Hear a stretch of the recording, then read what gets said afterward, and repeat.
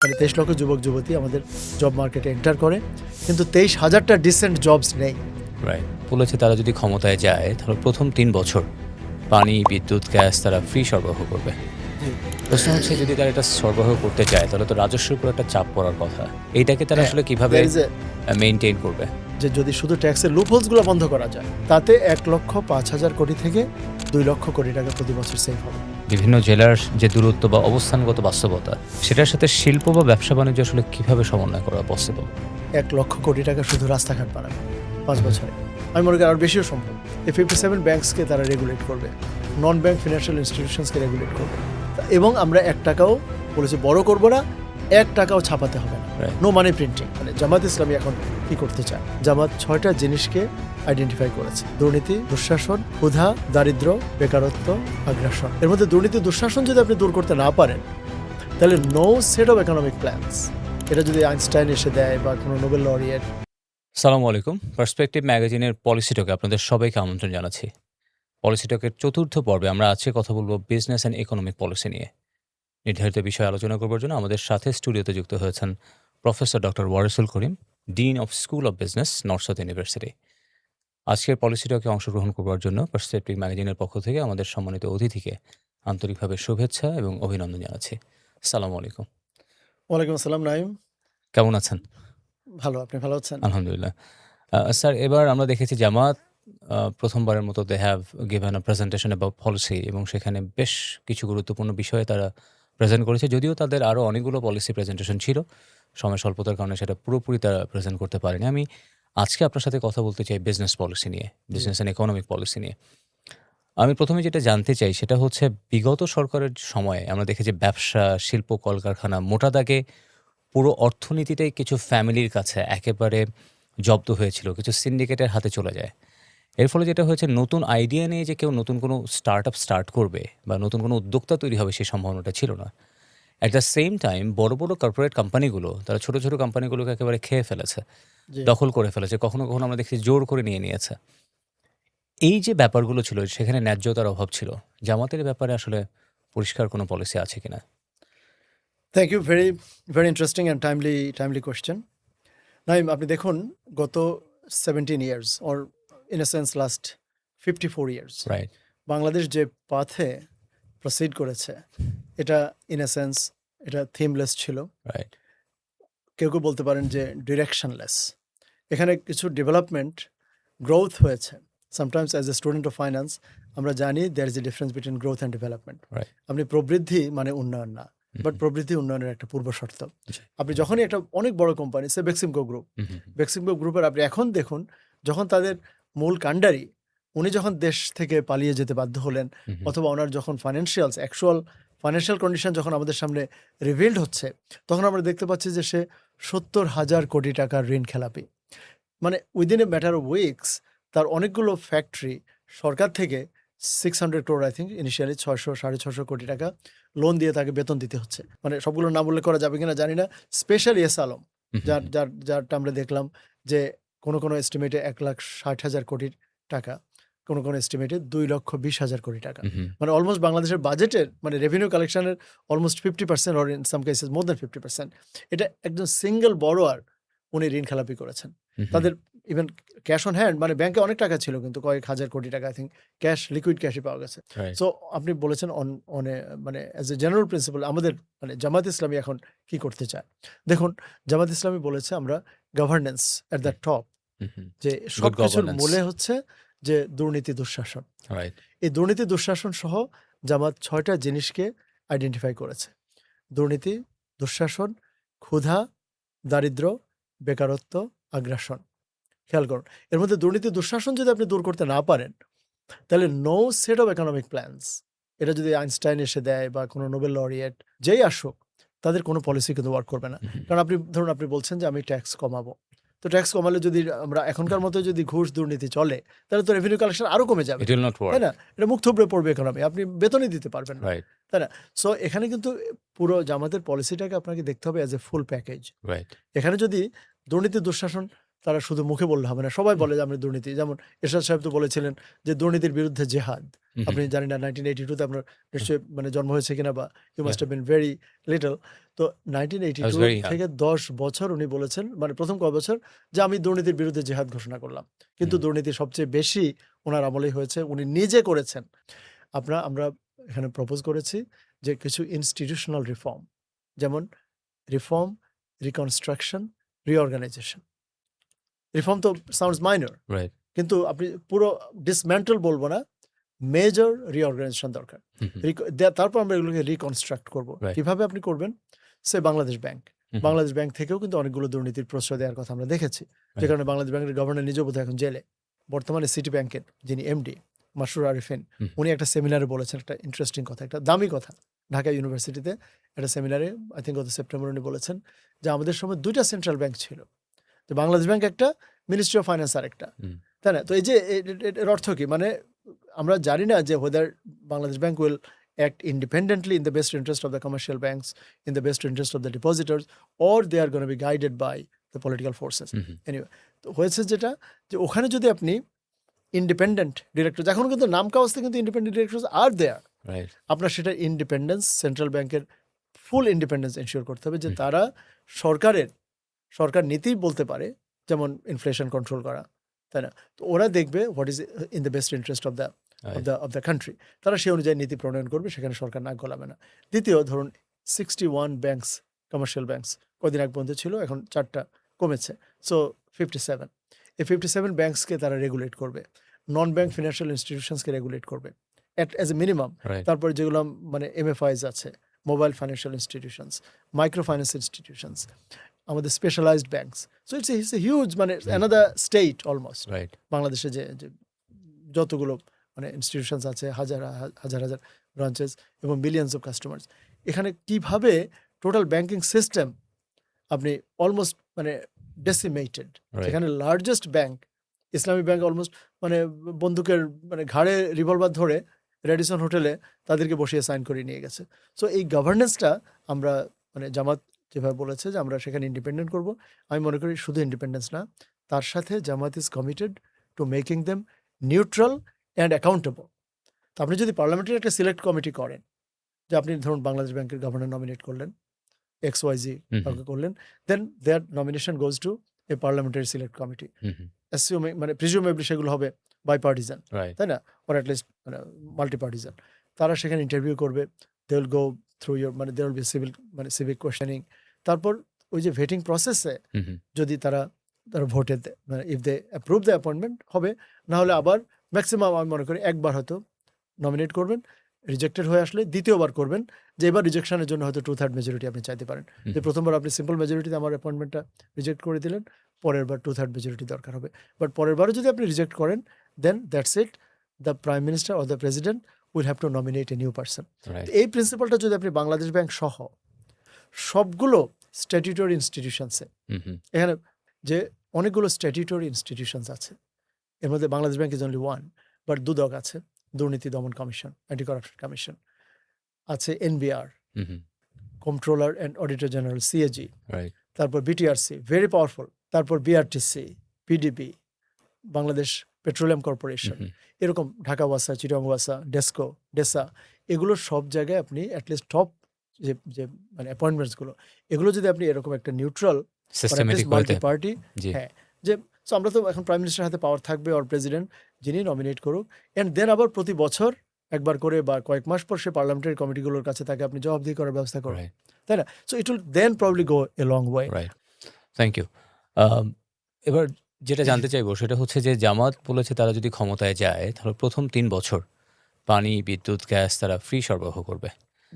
প্রশ্ন হচ্ছে যদি তারা এটা সরবরাহ করতে চায় তাহলে তো রাজস্বের উপর একটা চাপ পড়ার কথা, এইটাকে তারা আসলে কিভাবে মেইনটেইন করবে বা ব্যালেন্স করবে? there is a cost এবং হিউজ কস্ট। জামাত বলেছে যে তারা এটাতে মরাটোরিয়াম, এগুলো কিন্তু বিনা পয়সায় দিবে না, মানে এটার উপর এই মুহূর্ত থেকে 3 বছরের জন্য ট্যারিফটা বাড়বে না, যে there will be a moratorium on gas, electricity and water prices. ওকে, মানে আপনি পানি, বিদ্যুৎ, গ্যাসের জন্য যেই বিল দিচ্ছেন, and only to industrial connections, কারখানায় যে কানেকশনগুলো, ধরুন গার্মেন্টস ফ্যাক্টরি, ওয়াশিং প্ল্যান্ট, এ ধরনের জায়গায় কারণ সেদিন আপনি বলতে শুনেছেন যে এই একে আজাদ সাহেবের যে কয়েক মিনিট 2-3 মিনিট উনি কথা বলেছেন, খুব দামি আমাদের জন্য একটা এভিডেন্স দিয়েছেন উনি।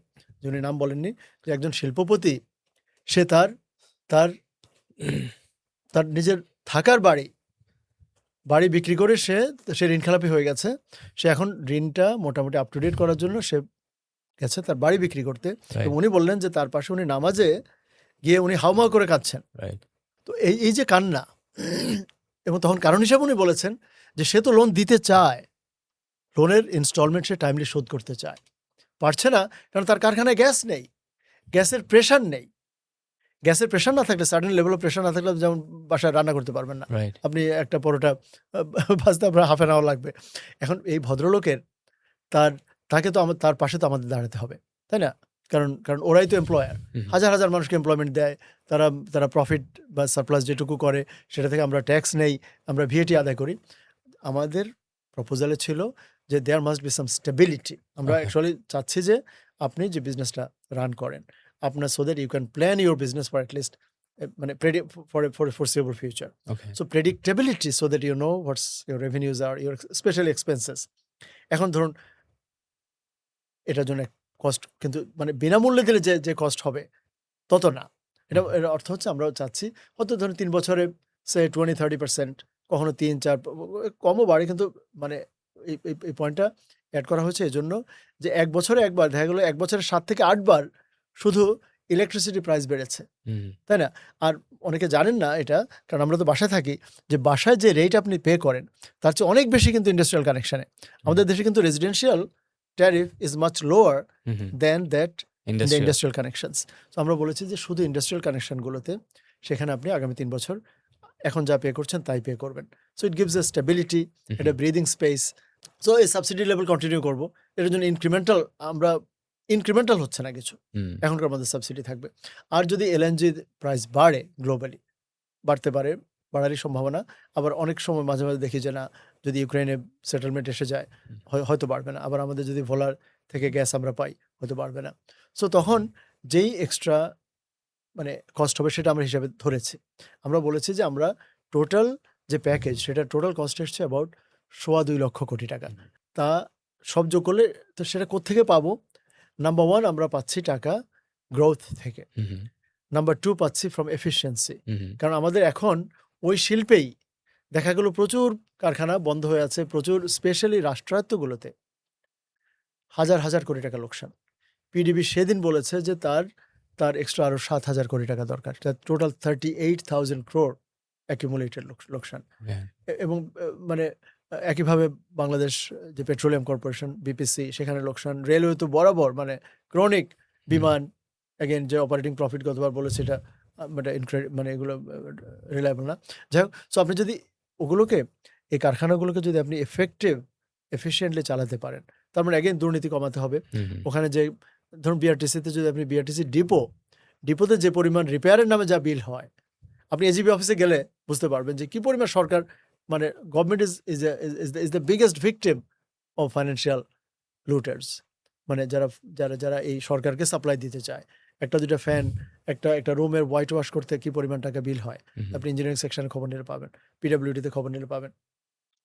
সো আরেকটা জায়গা ট্যাক্স লুপ হোলস। মনে রাখবেন আমাদের প্যাকেজটা ইন আইসোলেশন দেখলে মনে হবে এটা অ্যাম্বিশাস, ওটা অ্যাম্বিশাস, কিন্তু সবচেয়ে বড় অ্যাম্বিশন কি আমাদের?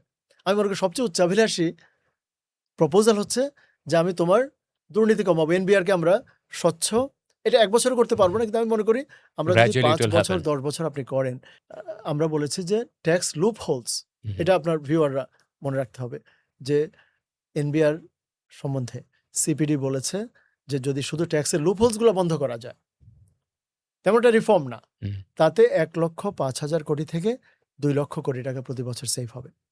ওয়ার্ল্ড ব্যাংক বলেছে আরো বেশি, 2.5 লাখ কোটি টাকা।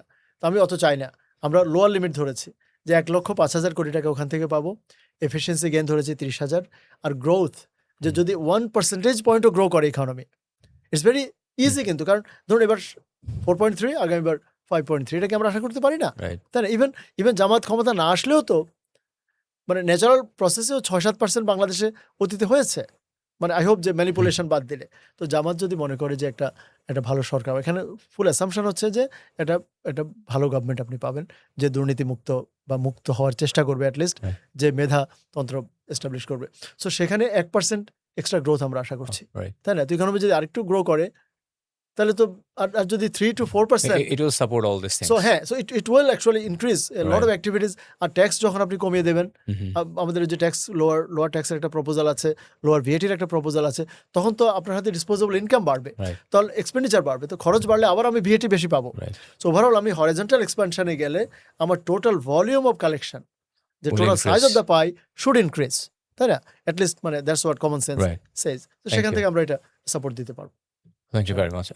বাংলাদেশে ইন্ডাস্ট্রিগুলোর পলিউশনের কারণে আমরা দেখছি কৃষির উপরে চাপ পড়ছে এবং বেড়েছে। একই সাথে আমাদের খাদ্য নিরাপত্তারও একটা সংকট তৈরি হচ্ছে। জি। সাথে আছে আমার মনে হয় যে ন্যাচারাল ডিজাস্টারগুলো যেটা হয় সেটারও একটা কানেক্টিভিটি আছে। জি। এইটার সাথে আসলে ব্যবসা বা শিল্প কারখানার সাথে কিভাবে সমন্বয় করা সম্ভব?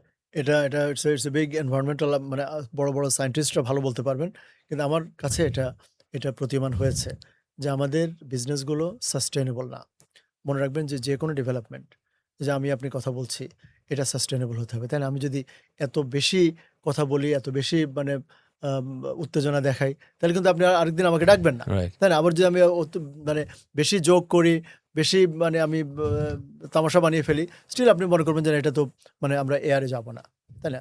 এখন কোশ্চেন হচ্ছে whether the industrial development or the industrial operations are sustainable. Environmentally sustainable হতে হবে, জিওগ্রাফিক্যালি, কমার্শিয়ালি, অনেক কিছু আছে। আমরা কমার্শিয়ালি প্রফিটেবল, বাট মানে ক্লাইমেট ওয়াইজ, মানে ক্লাইমেট চেঞ্জ বা এনভায়রনমেন্টালি ওর ইকোলজিক্যাল ব্যালেন্স নষ্ট করছে আমাদের। এখন দুটা বড় চ্যালেঞ্জ আমাদের, এয়ার পলিউশন আর একটা ওয়াটার পলিউশন। রাস্তায় কি পরিমাণ ডাস্ট আপনি দেখুন, এই যে গুলশানের দিকে দেখি মাঝে মাঝে ট্রাকে করে পানি, ভেরি এক্সপেন্সিভ। আর এটা তো পুরো বাংলাদেশের জন্য it's a drop in the ocean, তাই না? কত জায়গায় এর একটা বড় কারণ কি, আমাদের পটহোলস, রাস্তাঘাটের কোনো স্ট্যান্ডার্ড, কোনো কোয়ালিটি নেই। তো কারা রাস্তাগুলো বানিয়েছে? আমি শুনেছিলাম যে কামাল আতাতুর্কের সময় নাকি এরকম করতো, যে রাস্তা যখন সে এটা করেছে, যারা ঠিকমতো ভালো করে রাস্তা বানাতো না, এই ঠিকাদারদের, সে রাস্তার পাশে নিয়ে ফায়ারিং স্কোয়াডে নাকি মানে হত্যা করতো। যাক, আমি ওই ধরনের মানে ড্রাস্টিক অ্যাকশন কথা বলি না। আপনি যদি দুর্নীতি যদি আমাদের পিডাব্লিউডি থেকে, আমাদের রোডস অ্যান্ড হাইওয়েজ থেকে, আমাদের পাবলিক ওয়ার্কস, তারপর আমাদের ধরুন যে DPHE, department of public health engineering, বা এই জায়গাগুলোতে যদি আপনি স্বচ্ছতা আনতে পারেন, জবাবদিহিতা আনতে পারেন, যে না রাস্তা মানে কোথায় হচ্ছে সেই প্রসেস, তার মধ্যে অনেকগুলো, স্পেশাল ডাস্ট পলিউশন, আপনি আরবান যে ডাস্ট পলিউশন, এটা আপনি অনেকাংশে কমাতে পারবেন, তাই না?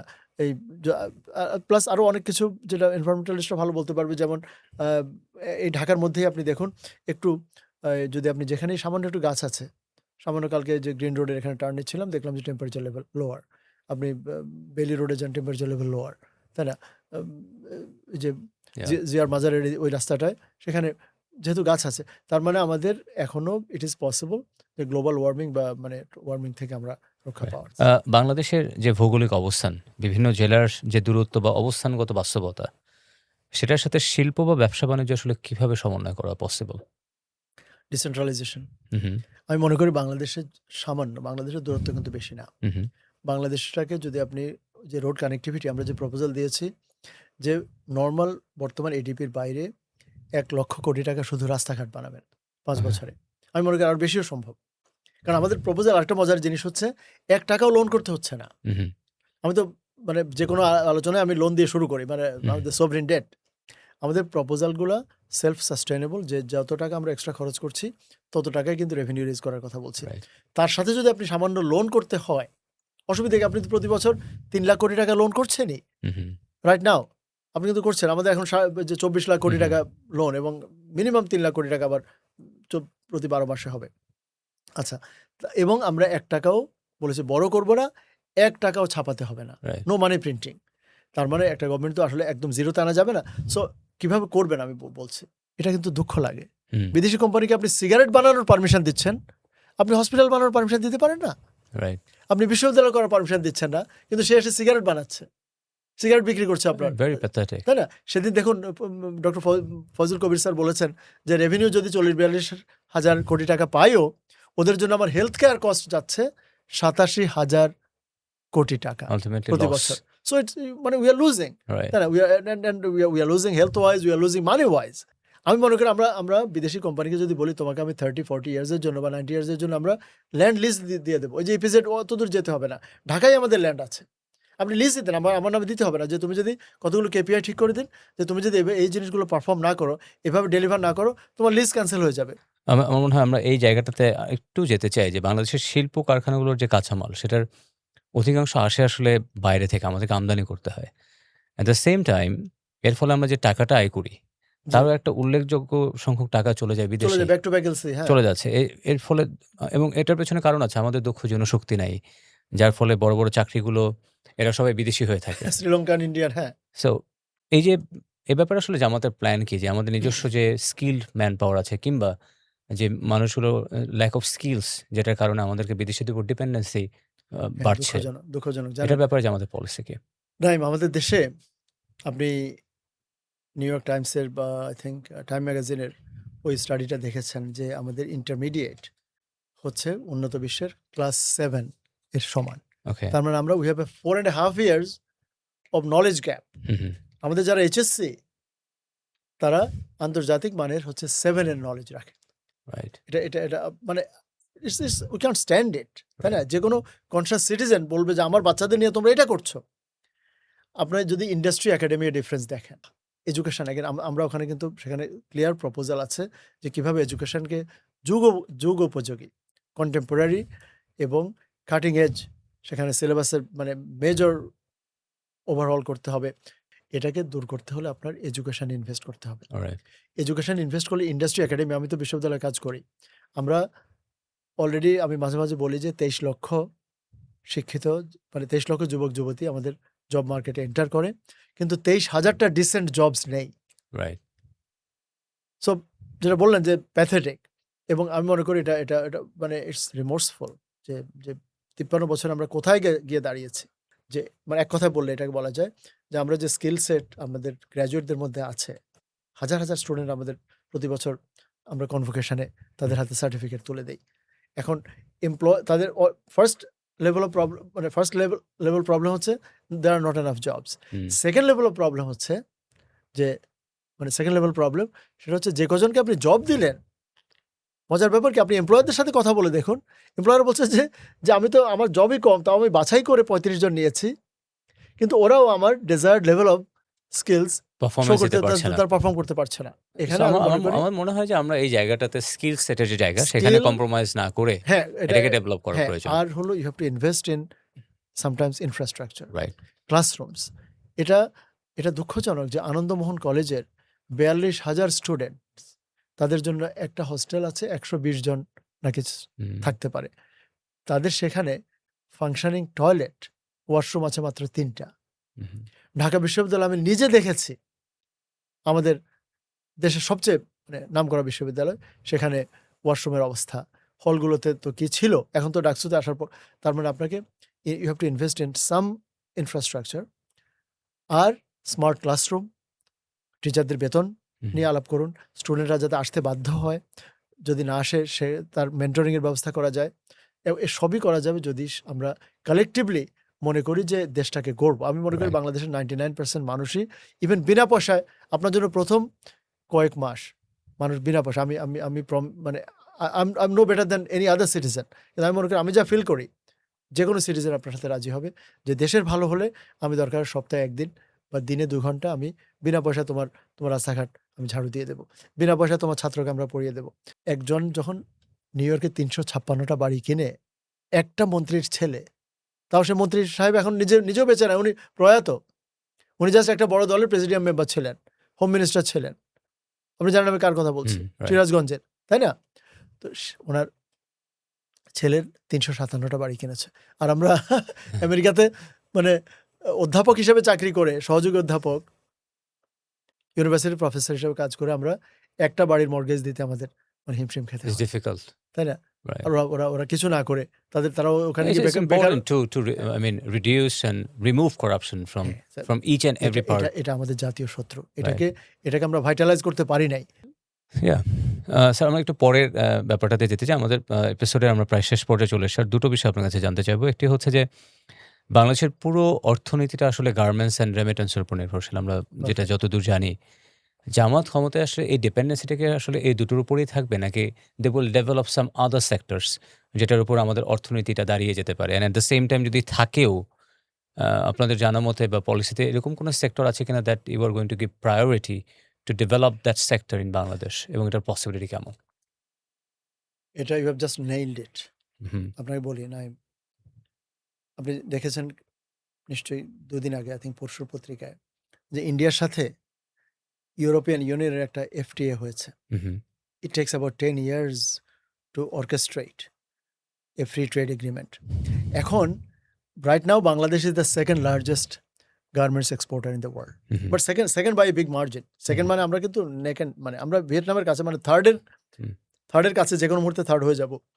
আই থিঙ্ক রাইট নাও আমার হিসাবে আমরা থার্ড, আমি সেকেন্ড মনে করি না। এনিওয়ে, আপনার কথা আসি। গার্মেন্টস অলরেডি কালকের পেপারে দেখেছি যে 14% এই ডিসেম্বরে এক্সপোর্ট, যেখানে গত বছরের চেয়ে গ্রো করার কথা 2-3%, 6-7% সবসময় বেশি হয়, সেখানে 14% ডিক্লাইন করেছে। গতবার ছিল $456 বিলিয়ন মতো, এবার 367 or something। আনএক্সপেক্টেড। তার মানে আপনার garments is no longer gonna be the মানে সেভ দিস নেশন। এখন কোনো কারণে যদি ইন্ডিয়া, ইউরোপিয়ান ইউনিয়ন, আমাদের সেকেন্ড লার্জেস্ট মানে ডেস্টিনেশন, সেখানে যদি ওদের FTA হয়ে যায়, তার মানে সেখানে ফ্রি ট্রেড হবে, তাহলে ইন্ডিয়া তো ইজ ম্যাসিভ কান্ট্রি, তাই না? They also have cheap labour. আমাদের একমাত্র কথা ছিল চিপ লেবার, সেই পৃথিবীর আমাদের পাশে ইন্ডিয়া বলবে আমি বানাবো। আর যদি আপনি যেটুকু আছে এটুকু যদি হারান, সো আপনাকে অলওয়েজ কিন্তু এটাকে আমরা বলি মার্জিন অফ সেফটি, যে আপনাকে মনে রাখতে হবে যে যদি হোয়াট ইফ আমার কারেন্ট রেভিনিউ 10% ড্রপ করে, দেন আমার অপারেটিং প্রফিট মানে financial leverage, operating leverage. Bangladesh তো অ্যাজ এ নেশন এই জিনিসটা কনসিয়াসলি চিন্তা করে নাই। Right. এটা চিন্তা করার মতো মেধা আছে। অপারেটিং লেভারেজ মানে হচ্ছে যে যদি মানে কতটুকু the percentage of change in my operating profit for a given percentage change in my sales. তো এখন যে সেলস যে কমলো তোমার 14%, তাহলে তোমার প্রফিট নিশ্চয়ই ইজ গোনা বি গাটেড, রাইট। তাই না? আর ইফ দিস কন্টিনিউজ, যদি আপনি মানে না কমার দরকার নেই, যদি শুধু বাড়া বন্ধ হয়, আমরা যদি $45 বিলিয়ন যদি স্টাক হয়ে থাকি, তাহলে বাংলাদেশের ফিউচার খুবই খারাপ। আচ্ছা, আপনি যেটা বলেছেন, যেটা আমরা বলবো যে অল্টারনেটিভ এক্সপোর্ট ডাইভার্সিফিকেশন, অথবা আমার যে সোর্স অফ ইনকাম, আমরা রেমিটেন্স, হয়তো বা ইভেন রেমিটেন্সও কিন্তু যে কোনো দিন, এই যে দেখুন হঠাৎ করে বাহরাইন বলে আমি তোমার কোনো যে আকামা রিনিউ করবো না, সৌদি আরব যে কোনো দিন বলতে পারে বাংলাদেশ থেকে নেবো না। আর আমরা তো পাঠাচ্ছি বেচারাদের, তারা তাদের শ্রম যৌবন সব ইনভেস্ট করে আমাদেরকে কিছু ডলার পাঠায়।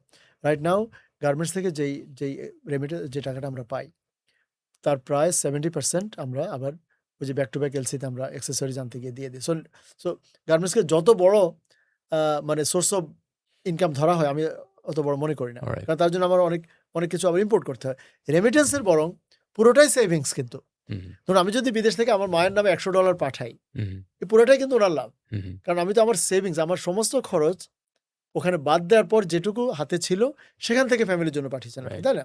So cost of goods sold is already taken care of, তাই না? সো এখানে ওই যে 36 বিলিয়ন মতো যেটা আসে রেমিটেন্স থেকে, এটা কিন্তু পুরোটাই আমরা কাজে লাগে আমাদের ফ্যামিলি। আমি মনে করি যে এই রেমিটেন্সটা বাংলাদেশের ইন এ সেন্স এটা হচ্ছে it's a proxy of social security. কারণ আমাদের এখানে ওয়ার্কের ইনকাম নেই, আনএমপ্লয়মেন্ট অ্যালাউন্স নেই, তারপরে যে বার্ধক্যকালীন আমরা আমাদের প্যারেন্টসদের টেক কেয়ার করি, যেটা কিন্তু সোসাইটি গভর্নমেন্টের করার কথা ছিল। আচ্ছা, এখন সামনে আমরা কি করব? ওই যে আগের কথাটা আপনি যাবেন, you have to search your fortune. আপনার মাটির নিচে আপনার জন্য ট্রেজার দেয়া আছে। আপনি আপনার ঘরে আগে ওই যে মানে আমার এক্ষেত্রে ওই মাইকেল মধুসূদনের ওই কবিতা, মানে সনেটের ওই অংশটা, যে একটা লাইন উনি বলেছেন না, যে আমি কেন পৃথিবীর মানে হে বঙ্গভাণ্ডার তব বিবিধ রতন, তা সবে অবোধ আমি অবহেলা করি, মানে পরদেশে ভিক্ষাবৃত্তি ইত্যাদি রাইট। ইত্যাদি। আমার কথা হচ্ছে আমাদের নিজের ভাগ্য অন্বেষণ করতে হবে বাংলাদেশের ভিতর। কোথায় করবেন? Agriculture there is a limit, তাই না? আর এগ্রিকালচারে এত স্লো, তারপর ৪ মাস লাগে, তারপর আবার সাপ্লাই চেইন খারাপ হয়, রাস্তায় আটকা পড়ে। এখানে আমি মনে করি ওই যে অ্যাগেন জামাতের প্রপোজাল এটা আছে। কোথায়? You have to invest in education and health care. এখানে বাংলাদেশে এর বাইরেও তো আসলে যেটা আমি একটু আপনাকে ইনকর্পোরেট করতে চাই যে ট্রান্সপোর্টেশন, মিনারেল রিসোর্স কিন্তু বাংলাদেশ একটু স্বর্গরাজ্য বলা হ্যাঁ, যায়। এখানে হ্যাঁ, আপনি তেল তেল, হ্যাঁ, গ্যাস, তেল, গ্যাস আপনি ইউরেনিয়াম, কয়লা এরকম অনেকগুলো মিনারেল রিসোর্স আসলে আছে। সরকারের এটা আসলে এক্সপ্লয়েট প্রপার প্ল্যান না থাকার কারণে প্ল্যান আমরা নাই, কিন্তু এটা হ্যাঁ, থেকে বেস্ট আউটকামটা পাচ্ছি না পাচ্ছি না। এখানে। আমরা আমাদের গ্যাস তো আমরা গত ৪০ বছর তো মানে কাপড় শুকিয়ে নষ্ট করে ফেলেছি। রাইট, আমরা মিটার বসালাম না। Bangladesh cannot afford to be on the same path that it used to be for last 54 years. Right, আমাদের যে পরিমাণ ঋণের মানে উপর আমরা ভাসছি, we are just floating on an ocean of মানে sovereign debt, রাইট, যে বললাম। দেন আপনার প্রাইভেট সেক্টরে ১৮-১৯ লাখ কোটি টাকা, সেখানে ৮ লাখ কোটি টাকার মতো হচ্ছে এখন ইয়েস স্যার। Non performing. আপনি ট্যাক্স জিডিপি রেশিও 6.8, সামনের বার আরো কমবে হুম, যদি জামাত না আসতে পারে। দক্ষ একটা সরকার যদি না আসতে পারে, শত চেষ্টার পরে এটাকে বাড়াতে পারবে না। রাইট, কারণ ঘুষ খেলে আপনি প্যারালাইজড হয়ে যেতে হয়। রাইট, টাকা আপনি মিষ্টি দোকানে গিয়ে তুলতে পারছেন না, স্বর্ণের দোকানে গিয়ে তুলতে পারছেন না, বিউটি পার্লারে তুলতে পারছেন না। ডাক্তাররা যে মানে ডাক্তার সাহেবরা যেভাবে যে রোজগার, ইভেন বাড়িঘর মানে ভাড়া দিয়ে, মানে আমার মনে হয় যে এই জন্য কম ট্যাক্স কিন্তু সবার উপর থেকে নাও। কারণ অনেকে কিন্তু হাজার হাজার কোটি টাকা, অনেকে ভালো আছে, অনেকে আপনার আমার ওই মানে রাস্তাঘাট আপনি আমি টাকা দিয়ে বানাচ্ছি, তারা সেই রাস্তার উপরে দামি দামি গাড়ি চালাচ্ছে রাইট, ৩-৪ কোটি টাকা, ১০-১২ কোটি টাকা, বুঝছেন? অথচ ট্যাক্স দিচ্ছে না। রাইট। সো আমরা আজকের পলিসি টকে একেবারে শেষ পর্যায়ে চলে এসেছি। লাস্ট একটা কোয়েশ্চেন দিয়ে আমরা আজকের আলোচনা শেষ করব। সেটি হচ্ছে ডিফেন্স যে ইন্ডাস্ট্রি আছে, জি। এটা নিয়ে আপনাদের কোনো পরিকল্পনা আছে কিনা? এটাকে রপ্তানিমুখী করবার যে পরিকল্পনা বর্তমান অন্তর্বর্তী সরকার নিয়েছে, সে ব্যাপারে জামাতের অবস্থান কি? এটা আমি আমি আমি জামাতের ডিফেন্স পলিসি জামাতের হয়ে আমার মনে হয় না আমার সেই নলেজ আছে বা ইনফরমেশনটা আমি জানি। আমার মনে হয় এক্সপোর্ট ওরিয়েন্টেড যদি বলে থাকে, বাংলাদেশের আই ডোন্ট থিংক আমরা ডিফেন্স ইকুইপমেন্ট এখনো বানাতে পারছি। হ্যাঁ, একসময় ছিল। ওকে, সো আমার মনে হয় we can eliminate this question হ্যাঁ, maybe. Yeah right. I think জি, আমার মনে হয় ইয়েস। শেষ আমরা করে ফেলি তাহলে। Thank you sir. তাহলে আমরা বেসিক্যালি আজকে পুরো বিজনেস এবং ইকোনমিক যে পলিসি নিয়ে জামাত কাজ চলছে, আমাদের কোথায় লুফলস গুলো আছে, আমরা কিভাবে এটা উতরিয়ে উঠে আমরা আবার ডেভেলপমেন্ট এর দিকে যেতে পারি, সেটা নিয়ে অনেকগুলো কথা আপনার কাছ থেকে আমরা জেনেছি, শুনেছি, বুঝতে পেরেছি। দর্শকদের উদ্দেশ্যে যদি আপনার কোনো কথা থাকে একটু সংক্ষেপে বলবার অনুরোধ রইল। Thank you Naim. আমি একটাই বলব, my dear brothers and sisters, যে আপনি ভালো করে মনে করে চিন্তা করুন নিজের সাথে নিজে। দেখুন আপনি কি ডিজার্ভ করেন। আপনার সামনে চয়েস কি আছে? আপনার সামনে এখন ২ টো choice. You are either pro change or pro establishment. Right, পুরো দেশ কিন্তু ১১ তারিখ সন্ধ্যার মধ্যে বা ১২ তারিখ ভোরের মধ্যে ২ ভাগে ভাগ হয়ে যাবে। রাইট, আপনি দেখবেন একটা পক্ষ চেঞ্জের পক্ষে। আমি এটা আরেক জায়গায় বলেছি যে এটা ইটস আইরনিক যে যারা একটু বয়স্ক মানে ধার্মিক বা মানে দেখতে ইসলামী মোল্লা মৌলবী মনে হয়, যাদেরকে রক্ষণশীল মনে হওয়ার কথা, তারা হচ্ছে সবাই পরিবর্তনের পক্ষে। আর যারা আধুনিক, ইয়াং, যদিও জামাতের নেতৃবৃন্দ প্রার্থীরাও অনেকে মানে most of them are young and educated, তারা চলে গেছে প্রো এস্টাবলিশমেন্ট। মুখে সংস্কারের কথা বললে হবে না। আপনার ৩১ দফা সংস্কারের কথা বলে আপনি এখানে এসে যখন অ্যাকচুয়ালি করার সময় হলো, আপনি বলছেন আমি এটা চাই না। অনেকদিন আনটিল ইয়েস্টারডে আপনি ইয়ের পক্ষে যে মানে ন্যায়ের গণভোটে, পক্ষে ক্যাম্পেইন হ্যাঁ, করেছিলেন। গণভোটে আপনি কি করবেন আপনি জানতেন না। আপনারা অনেকে বলেছে আমরা না দেবো। এখনো এই ব্যাপারে আপনার ফোর্সফুল কোনো অবস্থান নেই।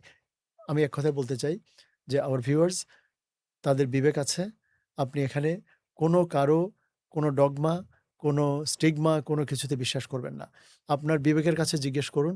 আপনি একটা দক্ষ, দুর্নীতিমুক্ত, দেশপ্রেমিক, শিক্ষিত, চরিত্রবান, যোগ্য, যারা পরীক্ষিত, যাদের কোনো ক্রিমিনাল রেকর্ড নেই।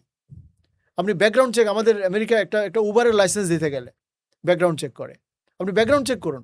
আপনার চেক করতে হবে না, পেপারে এসছে কোন দল ঋণ খেলাপিদের প্রশ্রয় দিয়েছে, কোন দল অবৈধ সম্পদের পাহাড় গড়েছে, কোন দল আপনার মানুষের জমি জমা, দোকান আম অন্য মানে টেম্পো স্ট্যান্ড ইত্যাদির কথা নাই বললাম। মানে দখল। আপনি দেখেছেন আগের সরকার ওই যে মানে আমাদের যে গত ১৭ বছর সেখানে গোটা ব্যাংকই দখল করে ফেলত। এর আগে তো তারা আগেরবারও করেছে কিন্তু ৯৬ তে যখন এসেছিল ওহ! সেবার ১ম চিটাগংয়ের ওই ফ্যামিলি যার পুত্র এখন এই যে ভূমি প্রতিমন্ত্রী হয়েছিলেন। উনারা একটা ব্যাংক, ইউসিবি ব্যাংক পুরোটা বোর্ডে মানে পিস্তল ধরে দখল করেছিল। যাই হোক, তো আপনি ব্যাকগ্রাউন্ড চেক করবেন। আপনার কন্যা বিয়ে দেওয়ার সময় বা কাউকে কর্মচারী হিসেবে নেওয়ার সময় অথবা পুত্রকে বিয়ে করার সময় আপনি সিভি দেখেন না? তো আপনি আমাকে চাকরি দিচ্ছেন। You are hiring a government. তাকে আপনি ব্যাকগ্রাউন্ড চেক করুন। কে দখল করে না, কার ক্রিমিনাল রেকর্ড নেই। Jamaat Islami is the only party. আমি বলতে বাধ্য হচ্ছি যে নট যে আমি কিন্তু জামাতের সদস্য না। তাই না? আমি এখানে ব্যক্তি ওয়ারিসুল করিম হিসাবে কথাগুলো বলছি। যে আমার সামনে যে দুটো চয়েস আছে, দুটোই ভালো এক হিসেবে। এট লিস্ট আওয়ামী লীগ বা মানে ফ্যাসিজমের মানে দায় কারো নিতে হচ্ছে না। তাই না? BNP is not a fascist party, Jamaat is not either. এবং তারা তো গত ৩৫ বছর তো মোটামুটি একসাথেই তারা আন্দোলন করেছে, সংগ্রাম করেছে, সরকার গঠন করেছে। কিন্তু এই দুটার মধ্যেও এখন বেটার, ওই যে গুড, বেটার, বেস্ট। হুম, এবার কিন্তু ব্যাড চয়েস আমাদের সামনে নেই। আমি মনে করি গুড অর বেটার।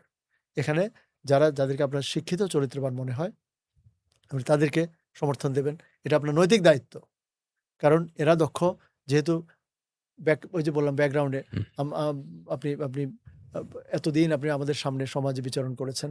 আপনার নামে কোনো হত্যা, ধর্ষণ, দখলদারিত্ব, কাউকে মানে জোর করে আ ইভেন স্কুল, কলেজ, আচ্ছা। মাদ্রাসা দখল করা এটা নেই। আপনি আ ঋণ খেলাপি না। তাই না?